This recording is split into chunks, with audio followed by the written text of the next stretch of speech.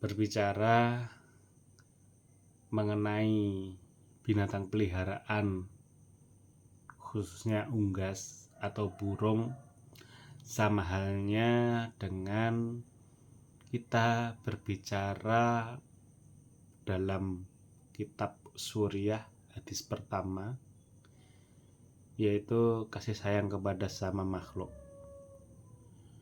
Atau suatu hikayah menceritakan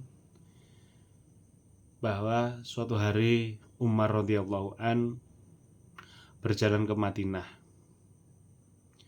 Kemudian beliau melihat seorang anak yang sedang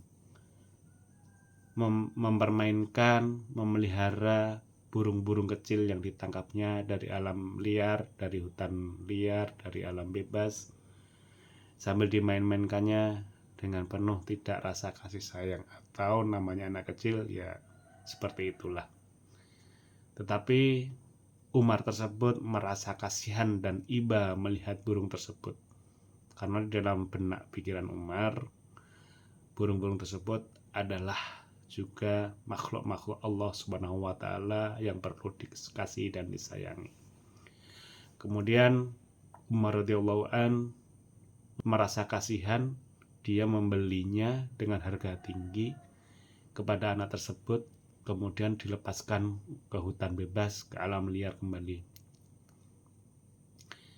Karena suatu peristiwa tersebut, maka dicatatlah amal-amal Umar radhiyallahu an oleh Allah Subhanahu wa Ta'ala sebagai amal kebaikan. Umar radhiyallahu an meninggal dunia, dan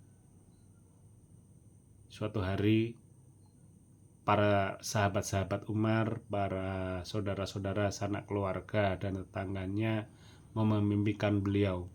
Di dalam mimpi tersebut, beliau berkomunikasi dengan Umar, karena Umar radhiyallahu an sudah memiliki posisi yang berada di surganya Allah. Kemudian para tetangga, sahabat, kerabat semuanya bertanya kepada Umar, "Wahai Umar, amalan apa yang engkau berbuat sehingga engkau bisa berada di posisi seperti ini? Apakah engkau terlalu husnudon kepada sesama manusia, kepada Allah sebagai Tuhan kita, atau amalan-amalan yang lain yang membuat engkau bisa berada di tempat seperti ini?" Kemudian Umar menceritakan bahwa suatu ketika beliau wafat dulu, ketika mereka menguburkan jenazahnya, menutupinya dengan kayu, menutupinya dengan tanah, kemudian meninggalkannya, datanglah dua makhluk yang sangat mengerikan, yaitu malaikat-malaikat Allah. Tatkala malaikat-malaikat Allah datang, maka Sang Umar sebagai manusia yang biasa merasa merinding, merasa takut, merasa gelisah. Tetapi wallahu a'lam, kemudian ada suara-suara gaib yang datang dari langit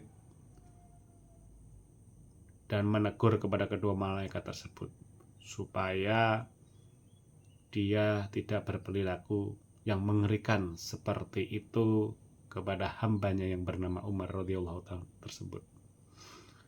"Wahai malaikat-malaikatku, janganlah kau berperilaku seperti itu, karena hambaku yang satu ini sudah aku maafkan karena dia waktu hidupnya di dunia dulu telah membebaskan atau memberikan kemerdekaan kepada makhlukku yang sangat kecil, yang sangat biasa, yaitu seekor burung, sehingga aku senang dengan amalan Umar, hambaku ini, Umar radhiyallahu an ini."